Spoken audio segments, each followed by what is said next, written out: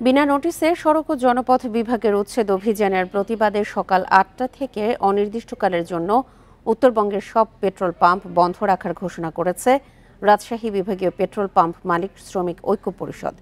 এ নিয়ে আরও জানাতে সিরাজগঞ্জ থেকে যোগ দিচ্ছেন আমাদের সহকর্মী দিলীপ কুমার গৌর।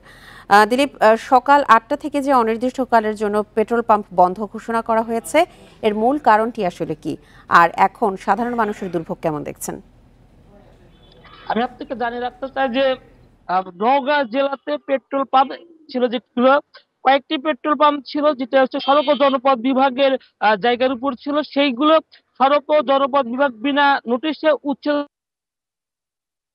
উচ্ছেদ অভিযানের প্রতিবাদে কিন্তু আসলে রাজশাহী বিভাগীয় যারা ট্যাংলরি শ্রমিক এবং মালিক রয়েছে তারা হচ্ছে আজকে সকাল ৮টা থেকে অনির্দিষ্টকালের জন্য ধর্মঘট পেট্রোল পাম্পে বন্ধ রাখার ঘোষণা দিয়েছে। সেই সাথে যারা উত্তরবঙ্গ ট্যাংলরি শ্রমিক ইউনিয়ন আছে তারা তাদের মালিকদের সাথে সংহতি প্রকাশ করছে, যে কারণে সিরাজগঞ্জের বাঘাবাড়ি যে তেলের ডিপো আছে সেই তেলের ডিপোতে কিন্তু উত্তর অঞ্চলের ১৬ জেলায় এই তেল সরবরাহ করা হয়। আজকে সকাল থেকে কিন্তু এই বাঘাবাড়ি তেলের ডিপো থেকে তেল সরবরাহ বন্ধ রয়েছে এবং শ্রমিকরা কিন্তু আসলে এই ট্যাংলরি বন্ধ রেখে তারা তাদের মালিকদের সাথে সংহতি প্রকাশ করেছে। মালিকদের পক্ষ থেকে জানানো হয়েছে যে একটি পেট্রোল পাম্প বিনা নোটিশে যদি উচ্ছেদ করা, সেখানে প্রচুর পরিমাণে তেল থাকে এবং ক্ষতিগ্রস্ত হয়, এবং কয়েকটি পেট্রোল পাম্পে এই ধরনের অভিযান করেছে নওগাঁ সড়ক ও জনপথ বিভাগ, যে প্রতিবাদে তাদের এই ধর্মঘট চলছে এবং এটি একটি সুস্থ সমাধান না হওয়া পর্যন্ত কিন্তু এই ধর্মঘট চলবে। এবং আমরা সকালবেলা বাঘাবাড়ি নৌবন্দরে এসে দেখেছি যে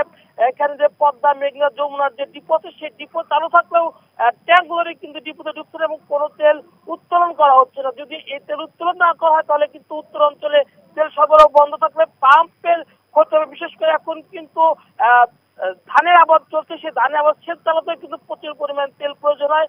যদি এই ধর্মঘট চলতে থাকে তাহলে কিন্তু আবাদের সমস্যা এবং উত্তরবঙ্গ পাম্পগুলো বন্ধ থাকবে এবং এই পাম্প বন্ধ হওয়ার কারণে কিন্তু অনেক বাস যানবাহনও বন্ধ হয়ে যাবে পাম্প থেকে তেল সংগ্রহ করতে না পারলে।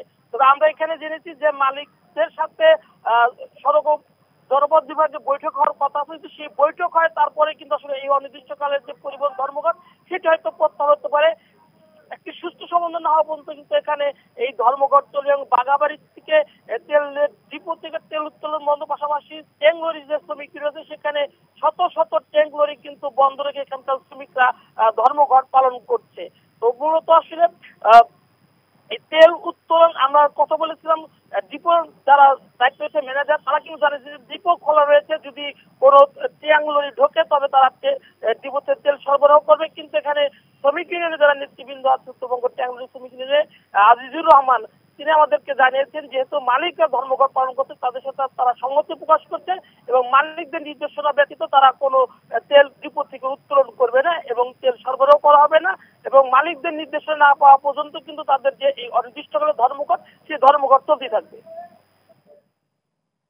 সব পেট্রোল পাম্প বন্ধ রাখার ঘোষণা নিয়ে বিস্তারিত জানাচ্ছিলেন সিরাজগঞ্জ থেকে আমাদের সহকর্মী দিলীপ কুমার গৌর।